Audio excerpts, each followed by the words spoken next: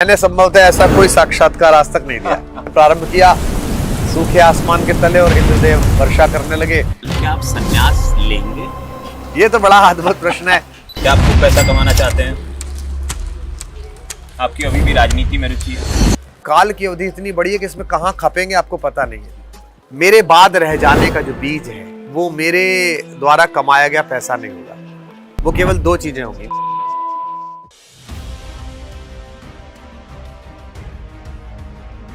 भारतीय जनमानस में आत्मा के अध्ययन को आध्यात्म कहते हैं और परमात्मा की भक्ति को साधना। साधना के पथ पे सालों से तमाम तपस्वी, ऋषि, मनीषी, विद्वद्जन चले हैं और इनसे संसार को जो मिला है उसकी कल्पना कर पाना मुश्किल है। हमारे साथ आज प्रख्यात कवि, युग वक्ता और अब तो उन्हें आधुनिक तुलसी भी कहा जाता है, वो मौजूद है। हर की पेड़ी जैसे पौराणिक जगह पर उनकी अपने अपने राम चल रही है। द्वितीय दिवस का समापन हुआ है और इसके साथ ही गंगा में राम नाम ऐसा घुला है कि लोग यहाँ तर गए हैं। हम उनसे ये समझना चाहेंगे क्योंकि अपने अपने राम बहुत लोकप्रिय हो चुका है, अपने अपने श्याम अब पैर पसार रहा है और जल्दी ही ब्रज में होगा। ऐसे में उनके जीवन की जो ये यात्रा है और ये यात्रा जानना ज़रूरी क्यों है, ये सबसे बड़ी बात है। क्योंकि हम कुमार विश्वास जी को युगवक्ता कहें, प्रख्यात कवि कहें, हम उन्हें आज का तुलसी कह रहे हैं, लेकिन उनकी यात्रा में ज़रूर कुछ ऐसा हुआ है जब उनके जीवन में राम घटित हुआ होगा, कृष्ण घटित हुआ होगा। तो कुमार जी बहुत सहज भाव में ये जीवन यात्रा कैसी रही? दरअसल जीवन को और उसकी संवेदनाओं को, उसकी आहटों को, उसकी प्रतिध्वनियों को मनुष्य नियोजित करने की जब जब कोशिश करता है, प्रयास करता है, तो ना तो उसे सफलता मिलती है, ना उसे संतोष मिलता है। मेरे जीवन की गति का सूत्र ये रहा प्रारंभ से कि मैंने उसे नियोजित नहीं किया। जैसे नियोजित क्या है कि पारंपरिक रूप से पिताजी चाहते थे कि मैं इंजीनियर बनूं, तो मैंने अंतर की ध्वनि सुनी कि मैं कवि बनना चाहता हूँ। मैं कवि बन गया। फिर एक समय ऐसा आया कि सब कुछ अच्छा चल रहा था, लेकिन मुझे लगा कि इस देश में एक आंदोलन की आवश्यकता है। वो अपने बने बनाए कैरियर को, उस समय जो पीक पर था कैरियर, जिसमें परमानंद छन रहा था, उसको उसके अनियोजित घटनाक्रम में था, पर वो अंतर की आवाज़ थी, अंतर की प्रतिध्वनियाँ थी। तो मैंने उनको सुना। हमारे गांव ज्वार में कहावत है कि गली में बहुत ज़्यादा ग्राम सिंह भौंकने लगे, कुत्ते भौंकने लगे, तो इसका मतलब कुछ अनहोनी हो रही है या उन्होंने भूकंप सूंघ लिया है। परमात्मा ने उनको एक अलग प्रकार की एक योग्यता दी कि वो ध्वनि से उठने वाली, पृथ्वी से उठने वाले कंपन को मनुष्य से पहले पढ़ने लगे। अब तो कैसे स्मोमीटर आ गया, भूगर्भ विज्ञान बढ़ गया, घोषणाएं होने लगती, अब भी नहीं पकड़ पाते। तो मैं मानता हूं कि ईश्वर आपको इन प्रतिध्वनियों को पकड़ने की योग्यता देता है, लेकिन आप इन्हें सांसारिक तर्कों से ढक देते हैं। नहीं ऐसा कैसे कर दूं, नौकरी छूट जाएगी। तो 11 में जब नौकरी छोड़ी थी तब मैं एसोसिएट प्रोफेसर था, 17 वर्ष की नौकरी थी। और सभी लोग जानते हैं कि 19 वर्ष की हो जाने पर वो पेंशनेबल हो जाती, 1-1.5 वर्ष में। इतनी छुट्टियां भी थी। तो पिताजी ने भी बाद में कहा, जब इस्तीफा दे दिया, कि तुमने मूर्खता की, और बहुत लोगों ने कहा, लेकिन मुझे लगता है कि अच्छा हुआ। तो मैं आहटें सुनता हूँ। इस बीच ये आहट पिछले 7-8 वर्ष में घटित हुई। कालांतर में मेरे जाने के बाद 200 वर्ष बाद अगर मैं इस योग्य बचा कि मुझ पर शोध हो, मुझे पता नहीं, क्योंकि कालो निरवधि विपुलाच पृथ्वी। आज हम कितना भी यश के झूले में झूल लें, कितने भी लोकप्रिय होने का स्वांग भर लें या मान लें, लेकिन काल की अवधि इतनी बड़ी है कि इसमें कहाँ खपेंगे आपको पता नहीं है। 4,500-5,000 कवि रीति काल में हुए, 4-5 याद रहते हैं। भक्ति काल में तो 84,000 वैष्णवन की वार्ता ही हुई, सभी कवि थे, याद 7-8 ही रहते हैं। तो मुझे ये भ्रम नहीं होना चाहिए कि मुझे काल याद रखेगा। यदि रखा तो हो सकता है कि वो मेरी चीज़ों का निर्णय इस बात पे करे कि फला जगह छल हो गया था, ऐसा हो गया था, इस कारण आए। कारण जो भी हो, मुझे कारण क्यों जानना है, मुझे तो फल जानना है। आपके हाथ में अगर कोई स्वादिष्ट फल आ जाएगा तो आप पेड़ से ये थोड़ी पूछोगे कि इसे मेरे लिए क्यों तोड़ के फेंक दिया, आप तो उसका आस्वादन करोगे। तो 7-8 वर्ष में ये एक अंदर की आध्यात्मिक चेतना घटित हुई, और इसका एक बड़ा कारण ये था कि मैंने 2008 में स्वयं का परकाया रूप अनुभव किया एक कार्यक्रम में, जो कि अगर योग के लोगों से बात करो या आध्यात्मिक क्षेत्र से बात करो तो वो महान घटना है, बहुत महान घटना है। परकाया प्रवेश तो आपने तो मतलब ऐसा मानिए कि आपने स्वयं को बिल्कुल दृष्टा भाव के साथ देखा। पर मेरे लिए सामान्य सा घटित हो गया ये। मैं भोपाल में कविता पढ़ रहा था, जी। वर्ष प्रतिपदा के दिन पर कार्यक्रम था, सामने 1 लाख आदमी था, उस समय के मुख्यमंत्री जी बैठे हुए थे जी। और कुछ नेता बैठे हुए थे और बाद में वो नेता प्रोटेम स्पीकर भी बने, विधायक भी बने, वो आयोजन करता थे उसके। और मैंने स्वयं को कविता पढ़ते हुए नीचे से खड़े होकर देखा। तब मैं ये बात समझा नहीं था, हालांकि मैंने बाकी सारी चीज़ें पढ़ी थी, जी। लेकिन मेरे को इतना समझ में नहीं आया था। मुझे लगा शायद ये कोई मस्तिष्क में कुछ हो गया है, तो मैंने बाकायदा एम्स में दिखाया भी।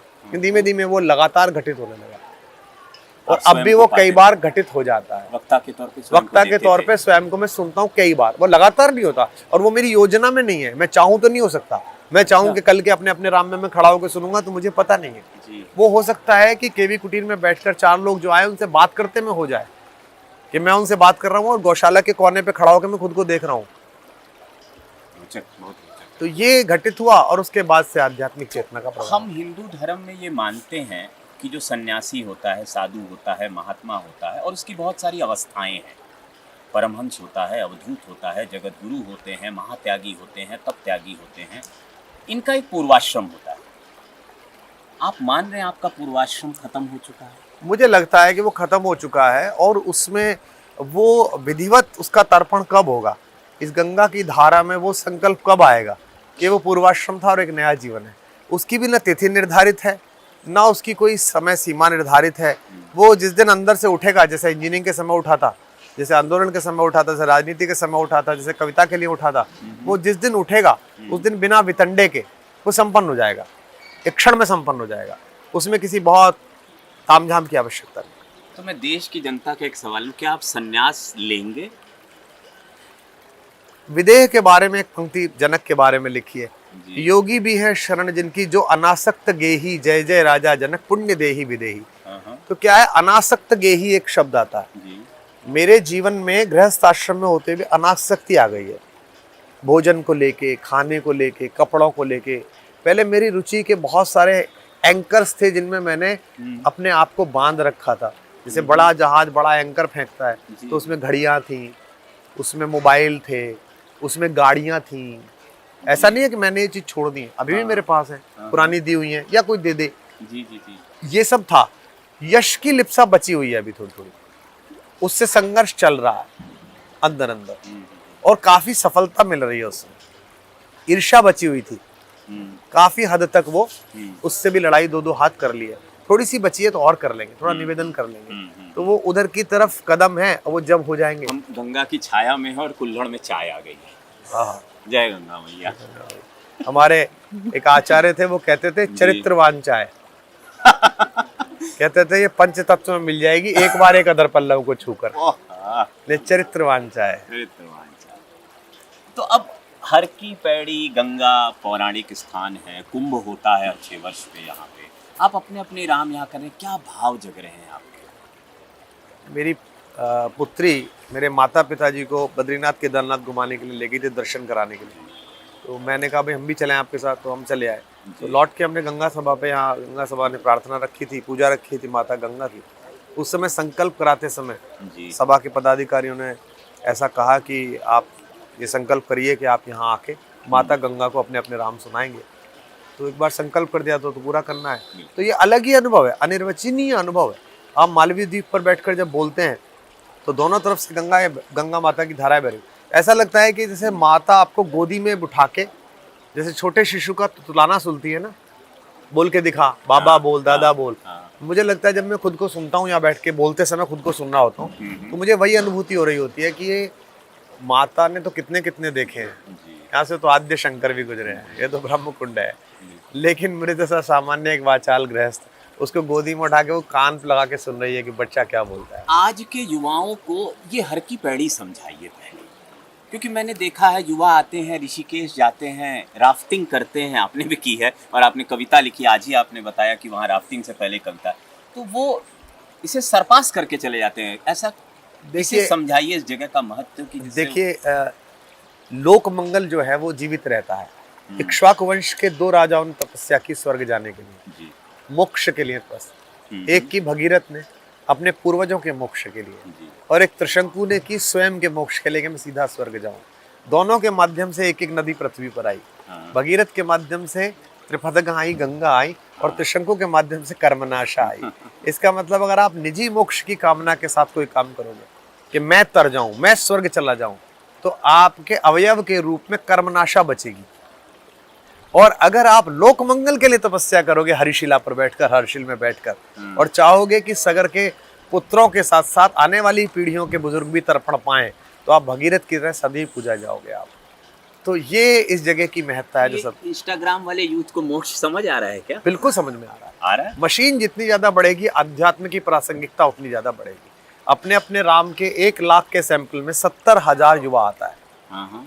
अगर आप मेरे सोशल मीडिया इंप्रेशंस देखेंगे तो आप देखेंगे कि वो 35 वर्ष की आयु में समाप्त हो रहे हैं।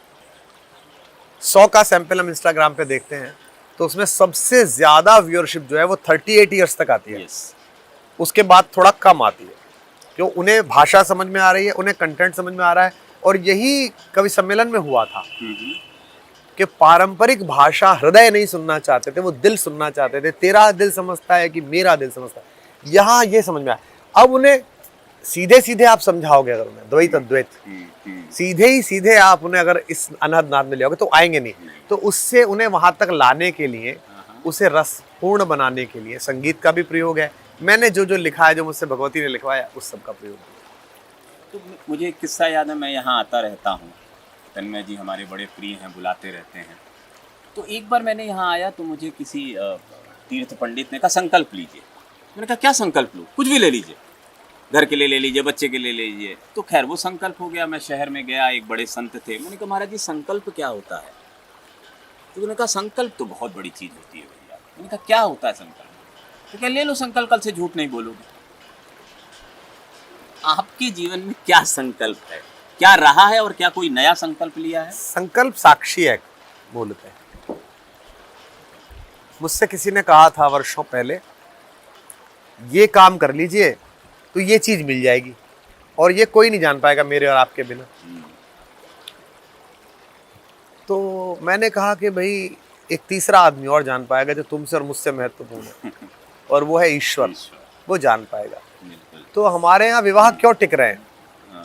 हमारे यहाँ विवाह इसलिए टिक रहे हैं कि उसकी साक्षी बड़ी महत्वपूर्ण है। उसमें पंडित साक्षी है, उसमें अग्नि साक्षी है, उसमें गंगा जल साक्षी है, उसमें पंचगव्य साक्षी है, उसमें सारे लोग साक्षी हैं, और वो बहुत दिन तक चल रहा है पूरा प्रयोग। इसीलिए जो संकल्प है वो मूलतः पंच तत्व की साक्षी है। तो गंगा का जल अमृत है, इस अमृत की साक्षी है। अगर आदमी कोई सोच ले, मैं संकल्प नहीं लेता, उसका कारण है कि मैं न संकल्प लेने योग्य हूँ, न संकल्प को पूरा करने योग्य हूँ। संकल्प को दिलाने वाला और पूरा करने वाला कोई और है। यदि मेरे माध्यम से उसे संकल्प को पूरा कराना होगा तो वो मेरे अंदर संकल्प को पैदा करके उसे स्वयं पूरा कराएगा। आज तक कराया है, आगे भी कराएगा। बीते कुछ वर्षों में हम देख रहे हैं जिन जिन संतों से आप मिल रहे हैं, बड़ा अगाध प्रेम दिख रहा है। कोई गले मिल रहा है, कोई आदमी तुलसी कह रहा है। ये है क्या? ये क्यों रहा है? दरअसल क्या है, संत हृदय नवनीत समाना, गोस्वामी जी ने कहा संत सरल होते हैं। जैसे आप कभी परम पूज्य तुलसी पीठाधीश्वर को देखिए, आप वो बच्चों की तरह व्यवहार करते हैं। वे इतने विद्वान हैं, उनके लिए शास्त्र हस्तामलक वत है रामभद्राचार्य जी के लिए। लेकिन वो आपसे भी मिलेंगे, मेरे से भी मिलेंगे, जिनसे उन्हें प्रेम है, वो शिशुओं की तरह व्यवहार करते हैं। तो मुझसे किसी ने कहा कि महाराज जी ऐसे करते हैं। मैंने कहा महाराज जी प्रौढ़ता की सीमा पर पहुंचकर शिशु हो गए। हमारे ऐसे चमत्कार देखे गए हैं कि 90-92 वर्ष की आयु में सारे बाल गिरने के बाद नए बाल निकले, बहुत सारे बूढ़ों के दांत निकले, सर्किल पूरा हो गया। तो संत का हृदय नवनीत के समान है, तो वो प्रतिबिंब देख लेते हैं। तो चाहे पूज्य अवधेशानंद जी का उल्लेख हो, चाहे रामभद्राचार्य जी महाराज का उल्लेख हो, चाहे कैलाशानंद जी का उल्लेख हो, जितने भी परम पूज्य बड़े संत हैं, या जो मेरे समवयस्क हैं, मैं तो गृहस्थ हूँ, उनसे मेरी जो मैत्री है, बंधुत्व है, जो स्नेह है, वो इसीलिए क्योंकि उनका हृदय नवनीत के समान है, और उनको मुझ में एक आस्तिक और श्रद्धावान व्यक्ति दिखता है, और मैं वही श्रद्धा उन्हें निवेदित भी करता हूँ।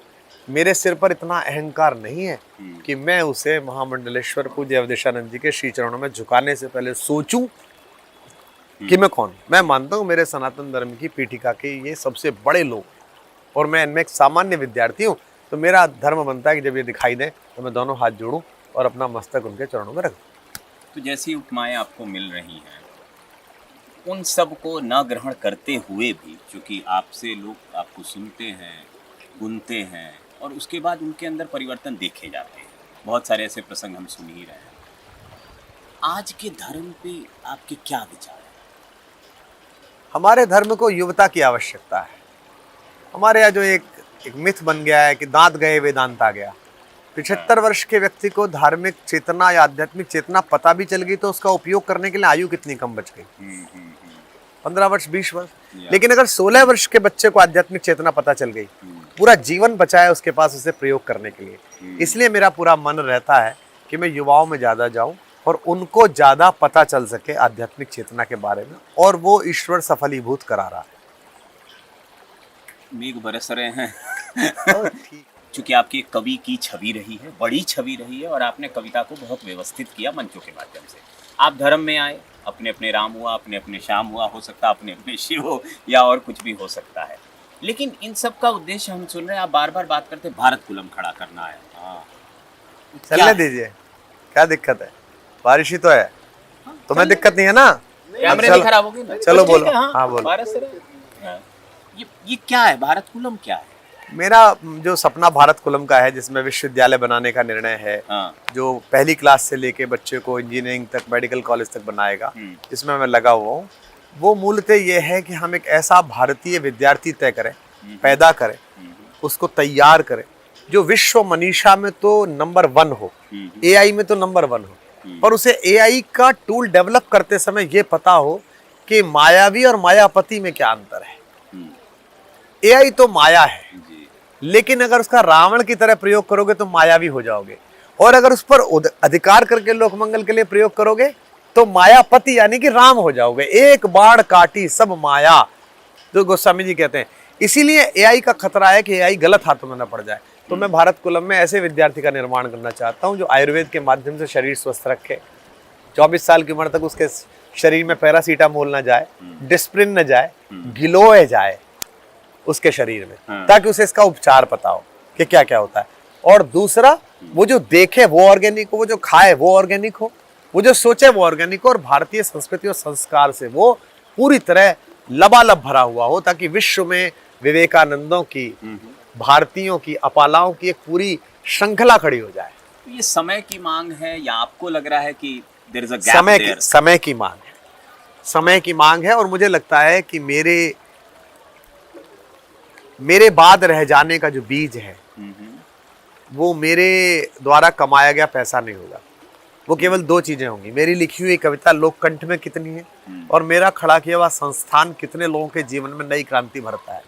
तो कविता पर तो मेरा अधिकार नहीं है, पता नहीं कितनी जनता बाद में सुनेगी नहीं सुनेगी।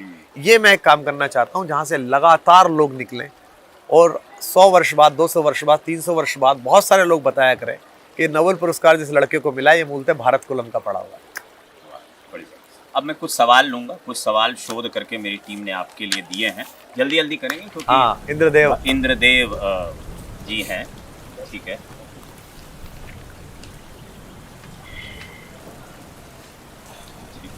एक सवाल था, साधु विचरण करता है, स्वामी भक्ति करते हैं, जगत गुरु शंकराचार्य धर्म का मार्गदर्शन करते हैं, आप धर्म के किस भाव को प्रकट करते हैं? देखिए क्या है, नवधा भक्ति में श्रवण भक्ति भी है। नवधा भक्ति में तो मैं तो श्रवण भक्ति का विद्यार्थी हूँ। मैं सुनाता हूँ, लोग सुनते हैं, और उससे उनके जीवन में परिवर्तन होता है, परिमार्जन होता है। मेरे पास हजारों मेल आती हैं जहाँ घरों में झगड़े रुके हैं, जहाँ लोगों से ईर्ष्या अंदर से गायब हुई है। और मैं क्या कहूँ, स्वंते सुखाए तुलसी रघुनाथ गाथा, भाषा निबंध मति मंजुल मातुनती। मेरे जीवन में परिवर्तन हुआ, मेरे लिए यही काफी है कि मेरी दवाई मुझे फली। खाली समय में क्या करते हैं? खाली समय में पढ़ता हूँ, मैं संगीत सुनता हूँ, पढ़ता हूँ, और अपने जो खेत है वहाँ काम करता हूँ। अभी गेहूं कटाया है, उसके बाद अब नई तैयारी चल रही है धान बोने की, उसकी पौध बोनी है, इन कामों में लगा रहता हूँ। आप अकेले हैं जो हर की पौड़ी, मेहंदीपुर बालाजी, बागेश्वर धाम, हर जगह जा जाकर राम राम कर रहे हैं? क्या है ये कृपा? बुला रहे हैं, भगवान की कृपा है। बागेश्वर धाम में हमारे परम प्रिय अनुज और उनकी बड़ी लोक व्याप्ति है। धीरेन्द्र कृष्ण शास्त्री जी ने कहा कि भैया यहाँ आके अपने अपने राम करिए। मैं वहाँ चला गया, यहाँ गंगा सभा की आज्ञा हुई थी, यहाँ आ गया।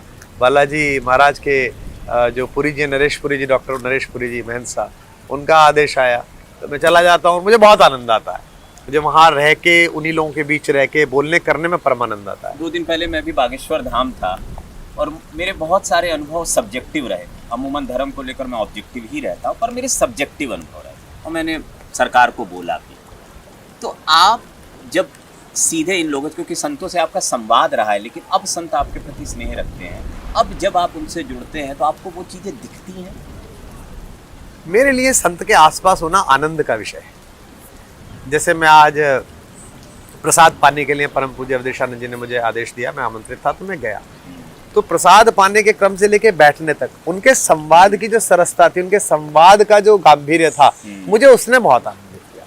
मुझे उनके श्लोक की व्याख्या ने बहुत आनंदित किया। तो जैसे ऑरा कहते हैं, एनर्जी कहते हैं, तो योग्य संत जो हैं उनके चारों तरफ एक ऑरा है, एक एनर्जी है, मुझे वो बहुत आकर्षित करती है। और संभवतः मुझे लगता है मेरे चारों तरफ भी कुछ ऐसा होगा, प्रेम से, स्नेह से भरा हुआ, जो मुझे इतना मान, प्रेम और स्नेह देते हैं।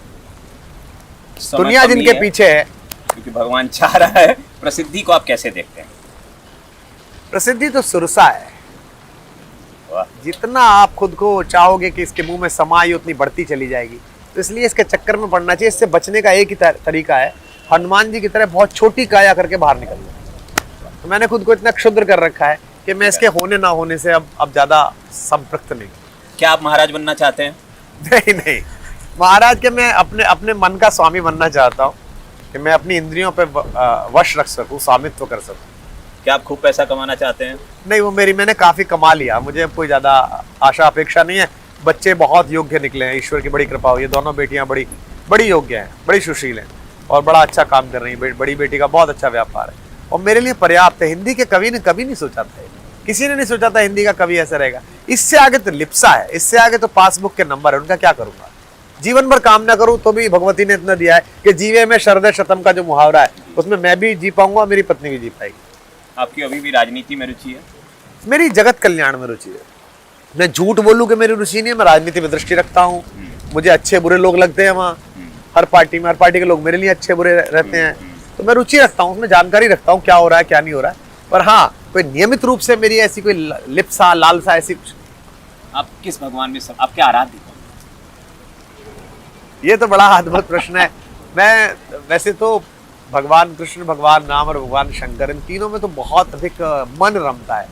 जैसे मैं कहता हूँ सदा अपने कार्यक्रमों में कि राम सपने हैं तो कृष्ण अपने हैं। कृष्ण से तो अटखेलियां सी होती हैं, आनंद होता है उनसे तो मजाक होती है। मैंने उनसे काफी गीत लिखे। एक गीत मैंने लिखा, सुबह सुबह कान्हा घर आए, आज तक कभी नहीं सुनाया। सुबह सुबह कान्हा घर आए, हम दोनों अपनी अपनी राधा को लेकर बतियाए। अब ये भगवान से कौन कर सकता है, कवि कर सकता है। वाह वाह। आपका फेवरेट भोजन?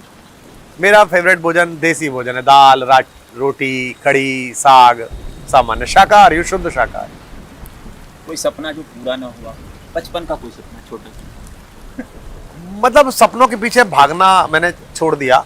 मुझे ऐसा लगता नहीं, मेरी जितनी झोली थी और जितना मेरा कासा था, भिक्षा पात्र था, उसको 3, 4, 5 मंजिल तक भगवान ने भर दिया है। अब इसके बाद बचता क्या है। मैं एक छोटी सी आपको बात सुना दूं। बारिश हो रही है, कुंभ में मैंने एक इंटरव्यू देख रहा था प्रयाग में। उन दिनों बंबई के 2 सेठों का अपने पिता के दिवंगत हो जाने के बाद संपत्ति विवाद चल रहा था। तो वो एक चना मुरमुरा बेचने वाला एक आदमी था। तो उससे मुझे याद है, एनडीटीवी के उस समय संवाददाता कुमार संजय सिंह जी थे। तो कुमार साहब ने उनसे पूछा कि कहाँ से आए हैं। तो बोले साहब वो छपरा से आए हैं।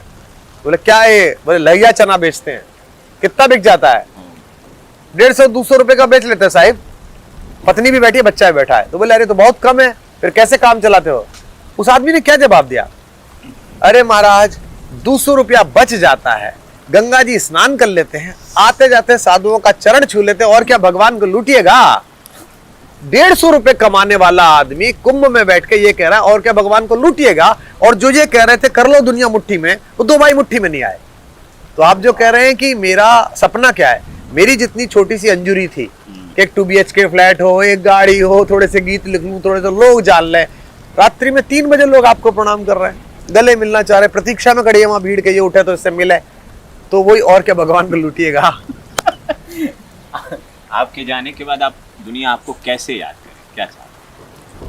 मेरे जाने के बाद दुनिया मुझे एक अच्छे व्यक्ति के रूप में जाने कि मेरे रहने से दुनिया सुंदर थी और मेरे द्वारा किए गए कार्य और छोड़े हुए जो भी रचना धर्मित है उससे दुनिया और सुंदर बन सके। मेरी लिखी हुई कविताओं से अगर आज से 300 वर्ष बाद स्पेस टैक्सी में बैठा हुआ एक प्रणयोत्सुक युवक एक युवती को अपना प्रेम प्रस्ताव कर सके तो मेरे इस जीवन में चरण चिन्ह रह जाएंगे। मेरे लिखे के बाद अगर कोई डिप्रेशन में आया हुआ व्यक्ति, एंग्जाइटी में आया हुआ व्यक्ति अपने अपने राम का एक सत्र सुनने के बाद जीवन में दोबारा अपना अभिषेक कर सके अपनी चेतना का, तो मेरा रहना सार्थक होगा। आप स्वभाव से धार्मिक हैं, ज्ञान से? मैं स्वभाव से धार्मिक हूँ, ज्ञान से मैं बचता हूँ। ज्ञान जो है वो आनंद का शत्रु है, ज्ञान भक्ति का भी शत्रु है एक तरीके से सामान्य व्यक्ति के लिए। बड़े लोग तो साध लेते हैं, संत लोग तो साध लेते हैं ज्ञान को भी और भक्ति को भी। जीवन में और क्या करने की तमन्ना बची? भारत कुलम, उसके बारे में मेरा बड़ा मन है। वो मेरा एक ऐसा अंदर से इच्छा है कि वो अच्छे से हो जाए। भारत में इस समय एक अलग तरह का माहौल है जिसमें हिंदू जन जागृति बहुत बड़े स्तर पे है। हम सनातन वर्ड को अब पूरी तरह एक्सेप्ट कर चुके हैं, खासकर राम मंदिर के उदय के बाद। इस स्थान को भी हमने बदलते हुए सालों में देखा है। इस स्थान की एक परंपरा है जो सदियों से चली आ रही है, जो कि यहाँ के पुरोहित परिवार करते हैं।